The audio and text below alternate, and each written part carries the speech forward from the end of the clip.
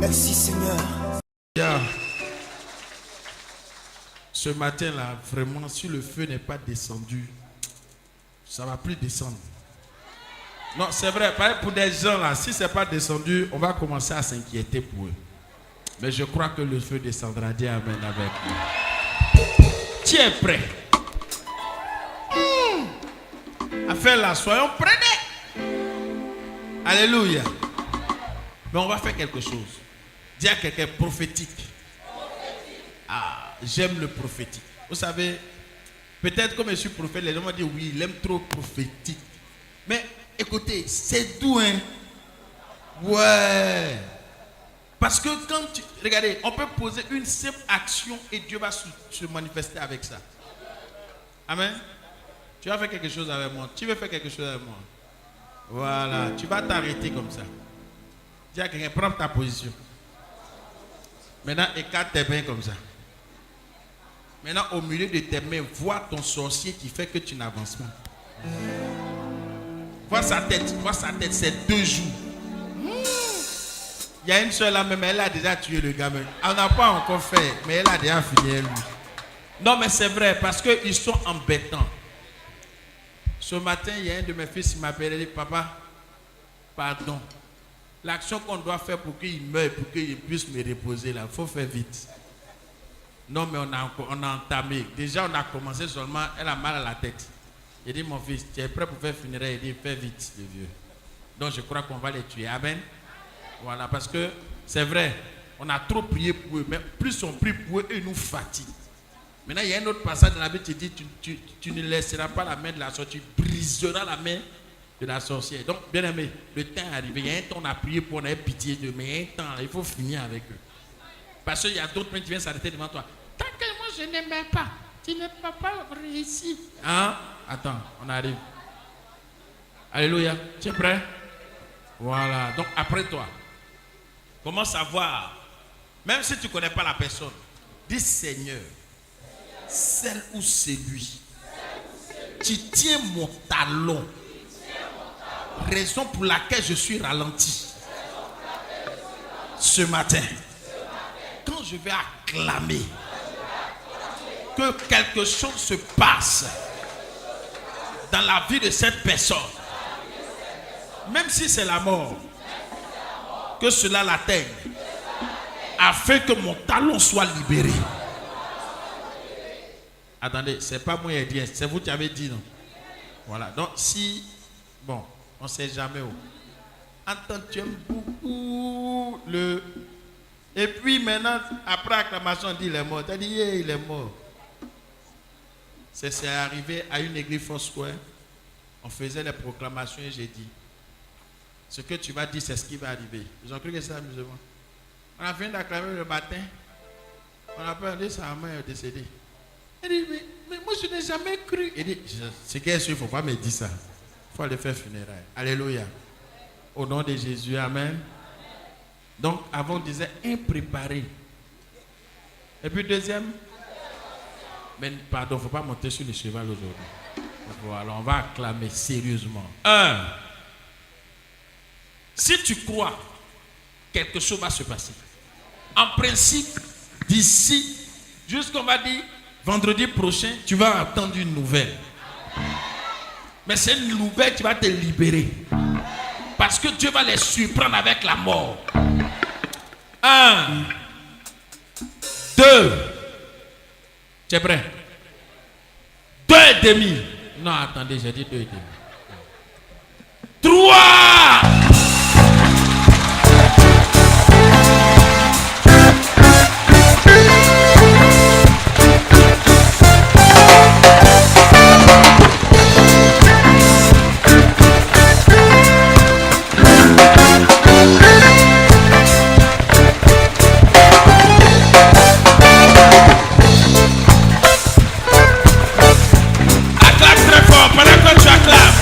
Commence à prier, commence à combattre.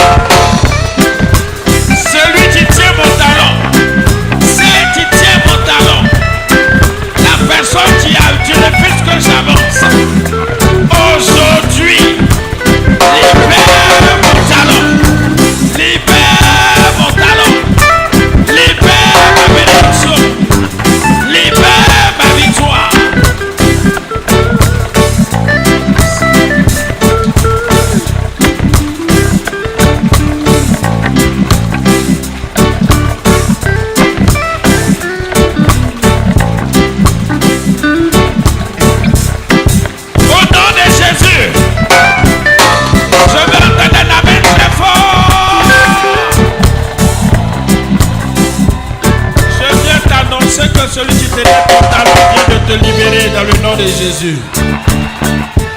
Peut-être tu as pensé que c'est une simple acclamation. Peut-être que tu as cru que non, je voulais te faire un peu réchauffer. Mais bien aimé, il y a quelque chose qui s'est bel et bien passé dans la maison de ton père, dans la maison de ta mère. Quelqu'un est béni au nom de Jésus. Si tu crois que tu es béni, je voudrais que tu puisses maintenant t'asseoir sur la tête de tes ennemis. Non, il faut te lever. Je ne suis pas d'accord. On est assis-toi sur la tête de tes ennemis, tu t'apprêtes bien, puis t'assois doucement. Il va te mordre les fesses. Assis-toi sur sa tête en écrasant sa tête. Donc, on va t'asseoir doucement. Voilà. Dis Amen avec moi. Que le Seigneur vous bénisse. Je suis très content d'être là ce soir avec vous. Sinon, ce matin, parce que le matin est déjà arrivé. Je bénis la vie encore de l'homme de Dieu. Apôtre, que la grâce de Dieu soit avec toi. Je bénis également la vie de son épouse.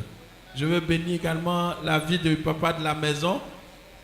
Docteur, tu es béni. Maman, tu es béni également. Que Dieu vous bénisse. Que Dieu bénisse la vie de tous les hommes de Dieu présents. Je crois que dans le feu de sa présence, le ministère sera restauré. En tout cas, tous ceux qui sont hommes de Dieu, tous ceux qui sont appelés au ministère ce soir, quelque chose va se produire dans leur vie. Parce que tu ne pourras pas sortir simplement de la présence de ce feu. De la même manière, Moïse est rentré dans le feu de sa présence. Et Moïse n'est pas ressorti comme un vulgaire personnage. Mais Moïse est sorti avec quelque chose, un pouvoir, une grâce, une puissance, un don. Je prophétise ce soir que tu reçoives dans le nom de Jésus un talent, un don, un miracle dans ta vie. Que tu sois embrasé par le feu de son esprit. Je ne veux pas être le seul à manifester cette grâce en Côte d'Ivoire. Dis Amen. Il faut que tu sois aussi impacté par la puissance de Dieu. Et que le jour où je serai à Bondoukou en train de prier, il faudrait que quelqu'un soit à Abidjan en train de prier, faire la même chose pour que nous puissions embraser toute la Côte d'Ivoire et que le royaume des cieux soit rempli au nom de Jésus. Alléluia.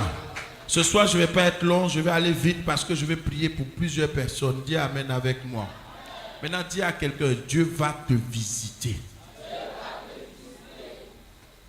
Dis à quelqu'un, ça a déjà commencé. Pendant que je suis en train de parler, Dieu me dit, tu sais pourquoi j'ai t'aidé de dire Bondoukou? Parce que je vais visiter quelqu'un, tu viens de Bondoukou. Ah. Dis à quelqu'un, on dirait que ça a commencé.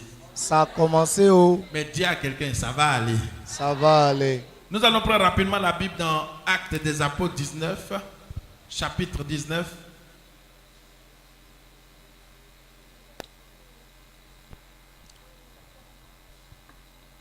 Actes des Apôtres. Chapitre 19, à partir du verset 11 à 13. Actes des Apôtres, chapitre 19, à partir du verset 11. Et Dieu faisait des miracles extraordinaires par la main de Paul. Au point qu'on appliquait sur les malades des linges ou des mouchoirs qui avaient touché son corps. Et les maladies les quittaient. Et les esprits malins sortaient. Quelques exorcistes juifs. Bon. C'est bon? Oui, c'est bon. Là, voilà, c'est un autre cas. Okay. Alléluia. Amen. Donc, voici le test. La Bible dit que l'apôtre Paul, étant dans la présence de ce feu, du feu de l'esprit, ne faisait plus d'efforts. Et même s'il priait pour les malades étaient guéris. Mais on prenait des mouchoirs, on touchait son corps simplement. Et quand on prenait ces mêmes mouchoirs pour aller poser sur les malades étaient guéris. Dis à quelqu'un, lorsque tu es dans le feu de son esprit, tu opères dans une dimension surnaturelle. Lorsque tu es dans le feu de son esprit, tu opères dans une dimension surnaturelle. Ce soir, je voudrais que tu évolues dans un espace. Et que tu opères à ciel ouvert. Dis Amen. Dans la présence de son esprit, en réalité, si nous sommes entrés, il y a des choses dont on fera sans pour autant avoir appui de quoi que ce soit, mais on aura seulement l'appui du Dieu vivant. Yes. Alléluia. Amen. Nous les chrétiens, nous croyons que nous sommes trop naturels. Et très souvent, Dieu même a du mal à faire des choses surnaturelles avec nous. En réalité, nous sommes bénis par le Seigneur. Et nous sommes à un certain niveau dans le programme de Dieu. Donc tu ne dois pas te voir naturel.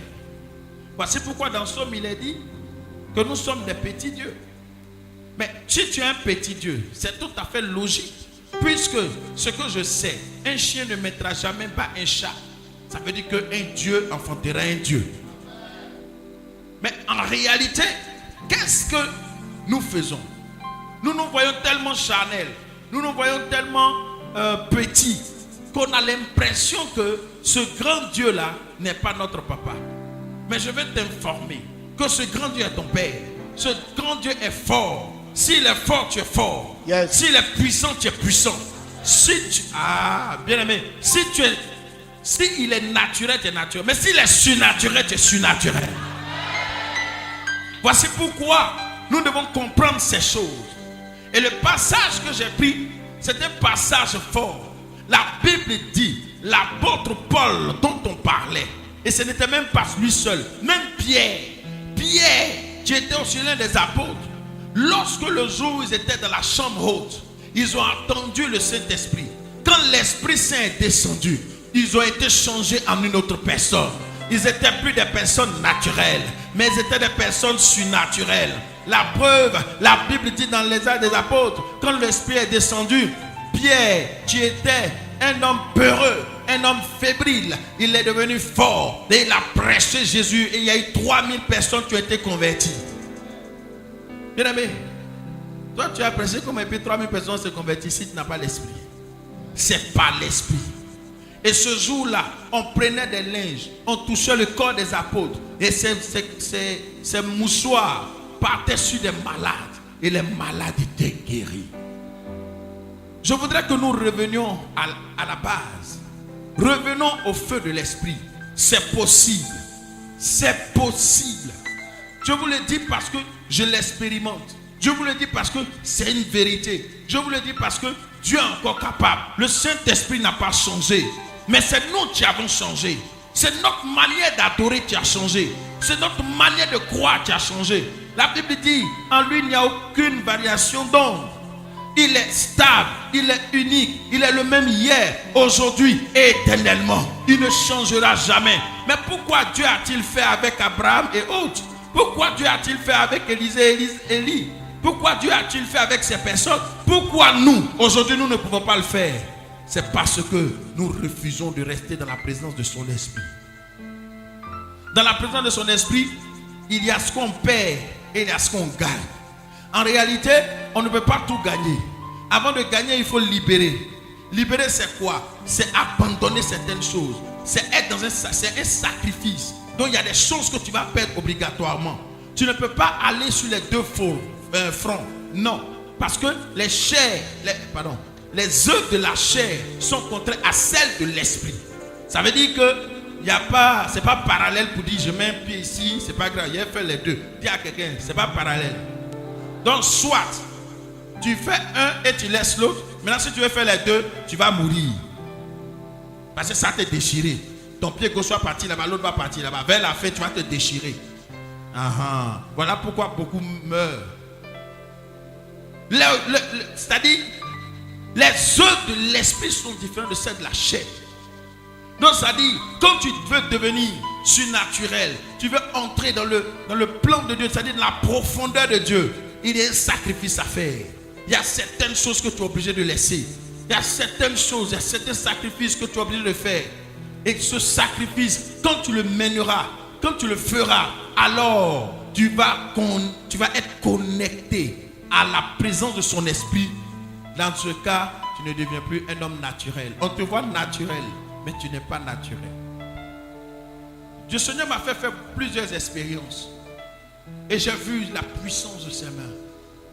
Les expériences que j'ai faites, je me souviens encore dans les années 96, 95, 96. Le Seigneur m'amène dans un moment de jeûne.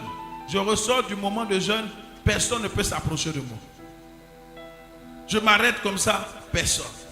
Même mes habits que j'ai portés, les gens ne pouvaient pas laver. Je suis obligé de prier dessus avant qu'ils ne lavent. Je ne pouvais même plus monter dans le taxi. Je monte dans le taxi. Laisse-moi, je ne veux pas. Délivrance dans le taxi. Ah, j'ai dit, chauffeur, il faut garer, il descend. Est-ce que vous comprenez? Ça veut dire qu'aujourd'hui encore on peut expérimenter. Mais aujourd'hui, les gens même ont peur. Même les serviteurs ont peur d'expérimenter. Pourquoi? Parce qu'ils vont dire. Bien aimé, on n'est plus au stade où ils vont dire. Qu'ils disent. Toi tu sais ce que Dieu t'a donné. Aujourd'hui les gens ont placé le diable au-dessus de Dieu. Je suis désolé. Quand Dieu commence à manifester sa puissance, on a dit, oh, et s'il n'est pas allé chercher leur truc là. Mais quelle chose on peut aller chercher? Bien aimé, on doit chercher Dieu. Et quand quelqu'un cherche Dieu, quand il se consacre, et que Dieu commence à l'utiliser, commence à faire des exploits, au lieu de lui demander, mon frère, tu as fait comment? Et puis on va te dire comment on a fait. Et puis tu vas recevoir ta part. On refuse et puis on critique. Bien aimé, c'est ce qui nous bloque aujourd'hui. Nous ne pouvons pas expérimenter des choses. On a vu des choses. On a expérimenté des choses. Aujourd'hui, le don de la parole de connaissance que nous manifestons, et certains l'appellent même la voyance. En réalité, c'est un don de parole de connaissance. Il y a le don de la parole de connaissance imagée et le don de la parole de connaissance parole. On était assis dans la maison. Et pendant qu'on était assis, le Saint-Esprit saisit l'un de nos frères, qui est aussi pasteur aujourd'hui.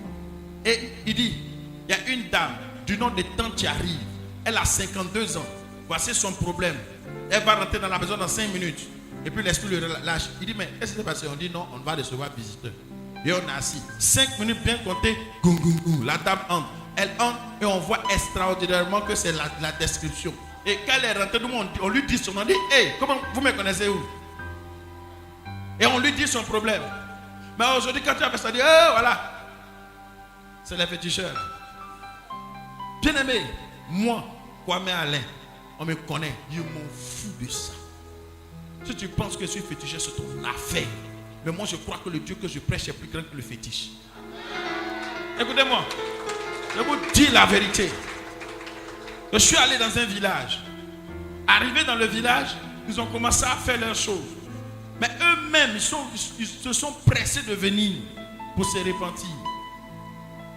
Peu importe la puissance de ton fétiche, quand j'attrape ça comme ça, je laisse. C'est gâté. Et tu comprends quelque chose? Donc, c'est que moi je vais attraper ça, c'est gâté. Il y a les prendre ça pour faire quoi? Mais quand je vais le toucher, ça sera gâté. Donc je ne peux même pas en prendre. Mon père m'a chassé de la maison à 17 ans à cause de ça. Je suis sorti tôt de la maison parce que Dieu a fait grâce. Je l'ai connu tôt. Je suis sorti aussi tôt de la maison. Mon père avait des pratiques. Quand j'ai commencé à prier, on lui a dit, ton fils, il chasse tes génies. Je lui ai dit, mais papa, si je suis si puissant qu'il chasse tes génies, mais viens avec moi. Imbécile, c'est moi qui t'ai mis au monde. Ok. Alléluia. Il y a une véritable puissance dans la parole de Dieu. Il y a une véritable onction dans la parole de Dieu. Et ce soir, je crois que nous allons entrer et être embrasés par le feu de l'Esprit. Et ce que je veux te demander, c'est de te disposer et de laisser Dieu faire avec toi. Et Dieu le fera. Il te touchera. Il te guérira. Il te donnera la grâce. Et tu retrouveras la bénédiction de l'Éternel. Bien-aimé, la Bible dit dans 1 Corinthiens 2, le verset 4. Si quelqu'un peut lire ça rapidement.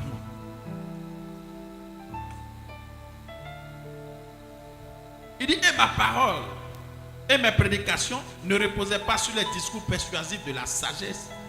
Mais, allons. 1 Corinthiens 2, verset 4. Oui. Qui dit, et ma parole et ma prédication ne reposaient pas sur les discours persuasifs de la sagesse, mais sur une démonstration de l'esprit et de puissance. Amen. Ça veut dire quoi? La parole de Dieu en elle-même est constitué d'une onction spéciale. Et là, l'apôtre Paul entend de nous dire que lui ne prêchait pas par rapport à des discours. C'est pas bien-aimé, j'ai l'honneur. Non, c'est pas ça. Quand l'apôtre Paul a fini de prêcher, là, tu sais qu'il y a quelque chose qui t'a traversé. Et puis qu'elle a commencé à prier, la puissance de Dieu va se manifester. Aujourd'hui, on n'a pas seulement besoin, on a besoin des deux. On a besoin de la parole et de la puissance. Parce que la parole va venir, c'est vrai, on sera enseigné. Mais si on ne la manifeste pas, on sera frustré. Et beaucoup d'hommes de Dieu sont frustrés aujourd'hui. Donc, quand il y a la frustration qui arrive, ben lui il prêche bien. Mais à quel a fini de prêcher là, il n'y a pas l'autre côté là. Donc, il est frustré. Donc, quand quelqu'un est frustré, vous savez ce qu'il fait? Il commence à dénigrer. Voici pourquoi je dis toujours, la jalousie provient de l'incapacité. Quand tu n'arrives pas à faire comme l'autre, tu commences à les critiquer.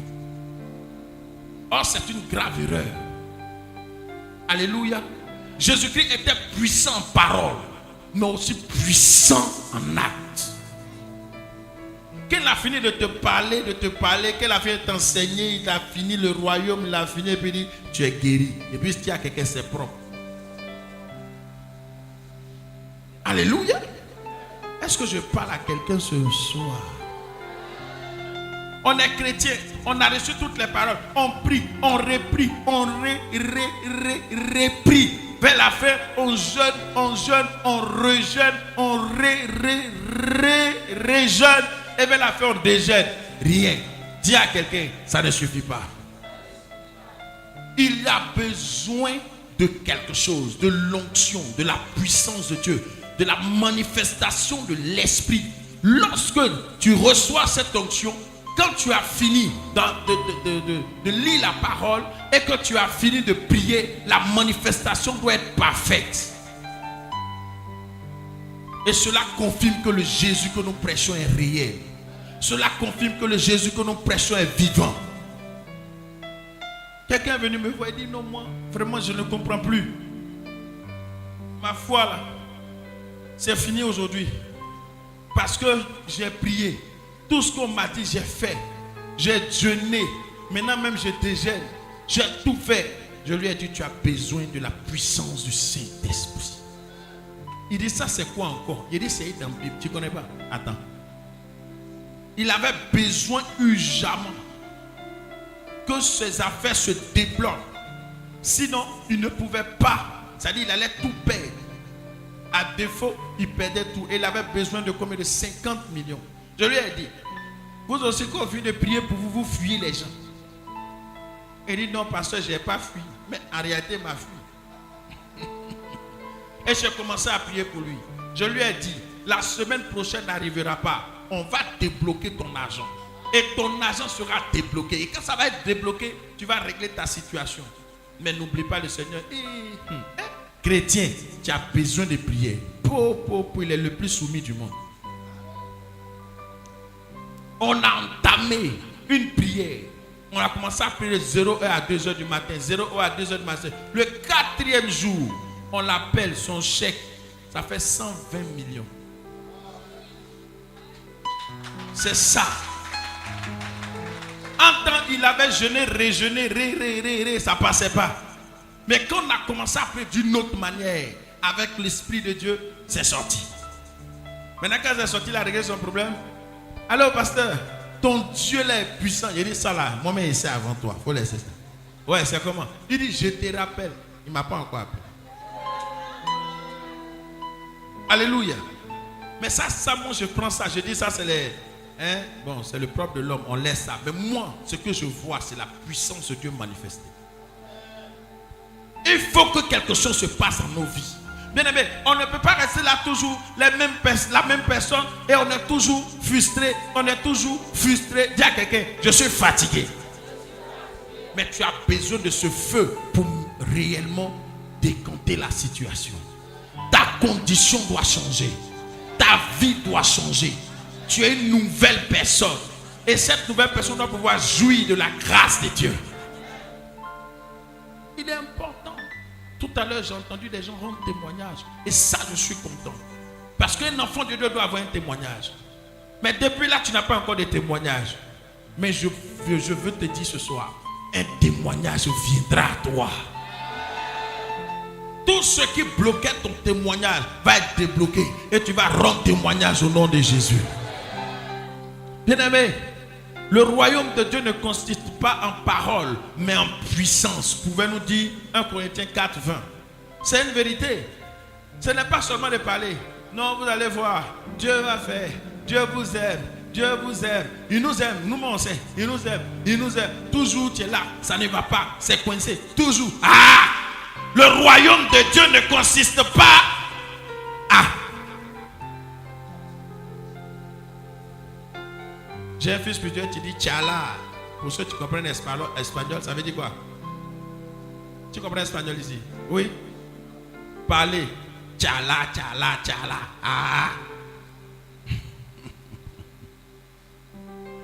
Il faut que quelque chose t'arrive ce soir. Il faut que le sorcier de ta maison puisse te relâcher ce soir. Il faut que celui qui se lève contre toi tombe ce soir. Il faut que les lignes bougent dans ta vie ce soir. Il faut que Dieu opère miracle dans ta vie ce soir. Il faut que quelque chose se passe ce matin pour toi. Parce que tu es un Dieu vivant. Il n'est pas un Dieu mort. Il est un Dieu glorieux. Il est un Dieu puissant. Il est un Dieu qui se lève pour libérer son peuple. Et tu en as besoin. Et tu seras libéré au nom de Jésus. Dis à quelqu'un, je veux vivre la puissance de Dieu.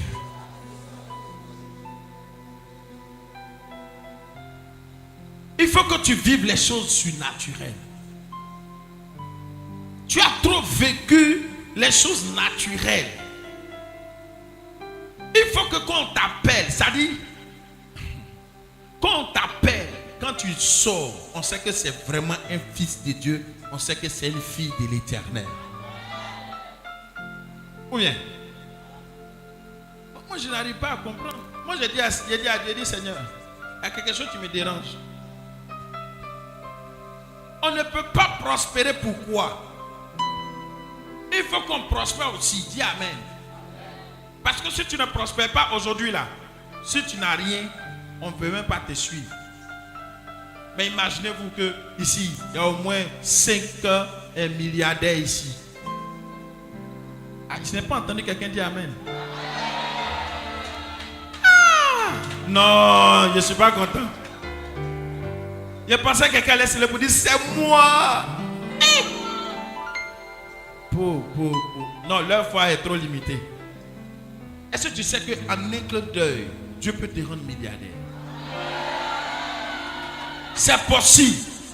Ce n'est pas une histoire racontée, ce n'est pas une utopie, c'est une vérité. Parce que Dieu est capable. C'est parce qu'il y a des moments, nous-mêmes, nous faisons de telle sorte que Dieu n'a pas envie de nous bénir. Il y a des gens ici, Dieu ne les a pas préparés. Ils vont voir seulement 10 millions là. Ils vont prendre tout à bien déposer sur leur tête. Oh, 10 millions, c'est rien. Il faut penser en termes de millions, 500 millions, 1 milliard, 2 milliards. Il y a des gens qui disent ça, mais ils regardent et disent, c'est loin. Ton Dieu est capable de changer l'eau en vin.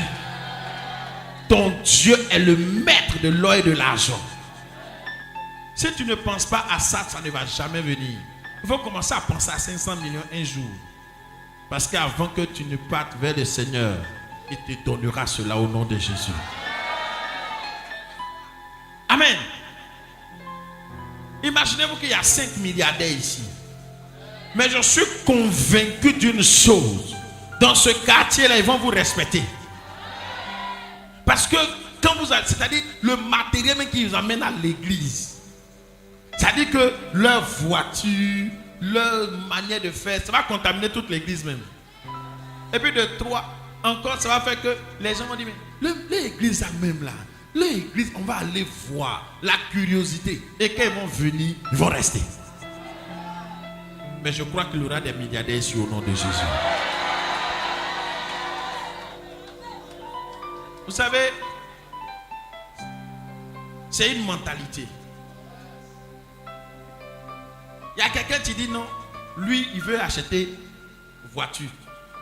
En temps, il n'a jamais emprunté taxi compteur. Il y a des gens qui ne sont jamais allés sur les grandes surfaces.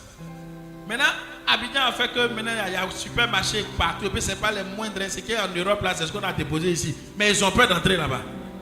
Quelqu'un te dit, ça là, c'était d'entrer là. Moi, mais il n'a pas l'argent. Dis à quelqu'un, il faut apprendre à côtoyer les bonnes choses pour devenir grand. Alléluia. Il faut apprendre à côtoyer. Tu n'es jamais rentré dans le supermarché. Mais si tu n'as pas l'argent, habille-toi bien comme ça et puis tu rentres là-bas. Et puis tu siffles. Oh, ça c'est combien? Ok, bon, d'accord. Demande les prix, il faut regarder. S'il n'a pas payé, on va dire pourquoi monsieur tu n'as pas payé. Ils ne vont pas dire ça. Rentre là-bas. Mais tu vois les fauteuils au 4 déco, les derniers cris, tu dis ouais, ça c'est bon. Ok, il faut que je voie ça. Ok. Alléluia. Hein? Il faut te frotter à la richesse pour que la richesse arrive vers toi. Exactement ce qui s'est passé. Vous voyez, même Dieu même là, il sait ça.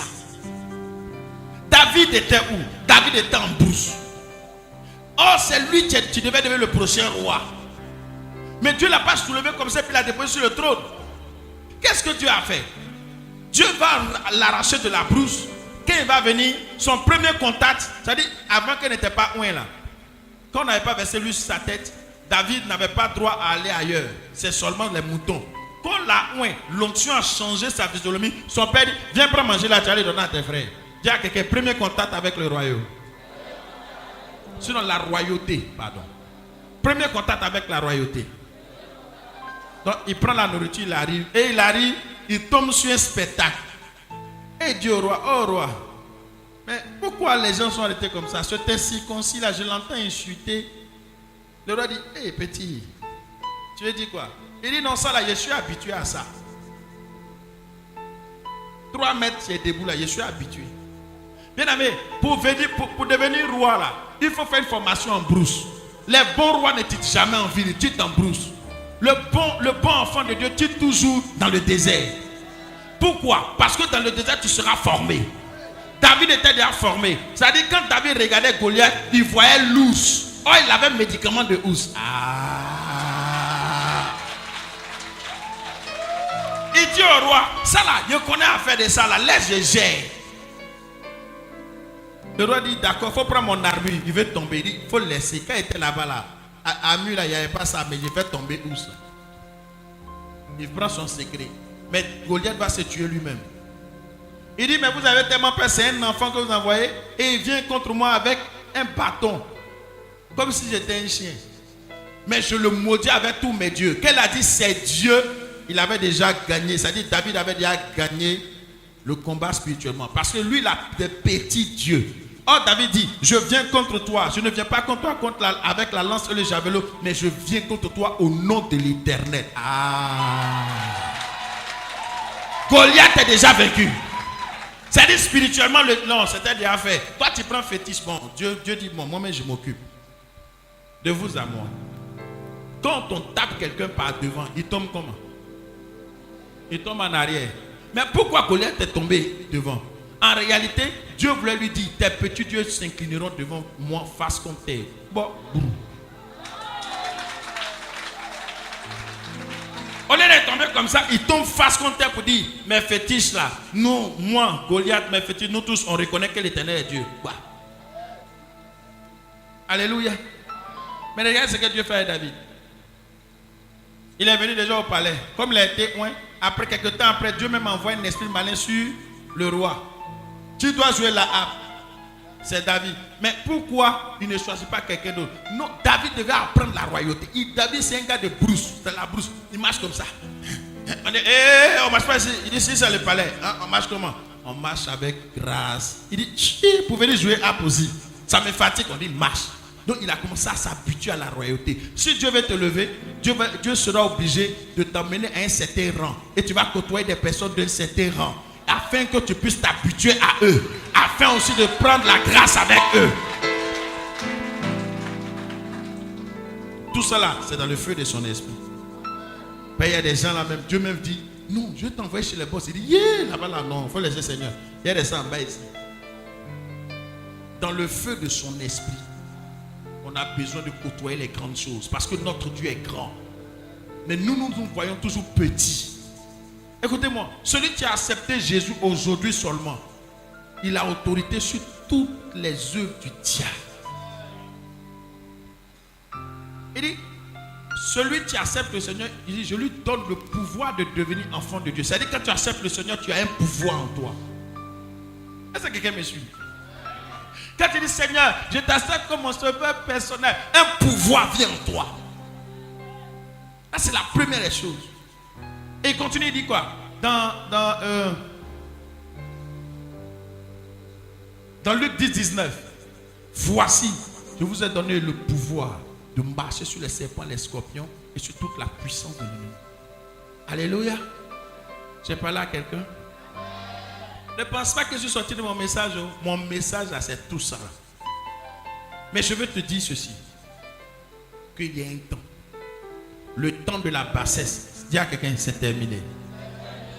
Le temps de te voir naturel, dis, c'est terminé. Le temps où tout est bizarre dans ta vie, dis, c'est terminé.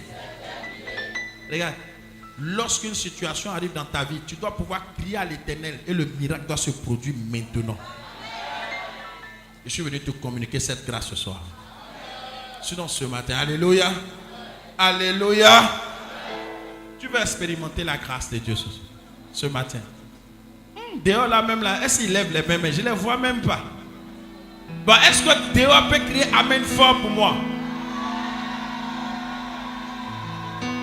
Je ne te sens pas bien.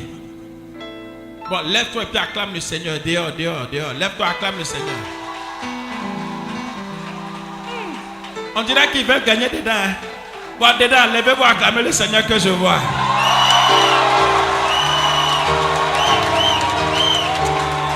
Amen, amen, amen, amen, amen, amen. Non, je ne suis pas d'accord. Bon, tout le monde a crié, voir. Tout le monde ensemble, amen. Acclame le Seigneur. Alléluia. Que Dieu vous bénisse. Je suis dans la joie. Parce que ce soir, Dieu va transformer la vie de quelqu'un. Dieu va changer ta mentalité. Dieu va opérer un miracle dans ta vie. Dieu va t'envoyer dans une nouvelle destinée. Et la grâce de Dieu va s'attacher à ta vie. Tu ne seras plus la même personne. Dieu va changer quelque chose en toi. Tout ce qui était négativité deviendra positivité. Et la main de l'Éternel va se lever pour toi. Dieu a déjà préparé quelque chose pour ta vie. Et ce qu'il a préparé, tu verras cela venir dans le nom de Jésus. Je veux voir quelqu'un en train d'acclamer très fort le Seigneur pour dire, je possède cette parole au nom de Jésus. Bien-aimé, si les moussons ont touché le corps de Paul et cela a guéri les malades, ça veut dire que toi aussi, Dieu peut faire de même pour toi. Voici pourquoi je vais dire à un malade ici, ne t'inquiète pas. Parce que Dieu va faire quelque chose pour toi. Alléluia. Alléluia. Je ne vais plus continuer. Mais je vais maintenant agir. Dis amen. Le Saint-Esprit va agir maintenant dans ta vie. Lève-toi. Lève les mains vers le Seigneur.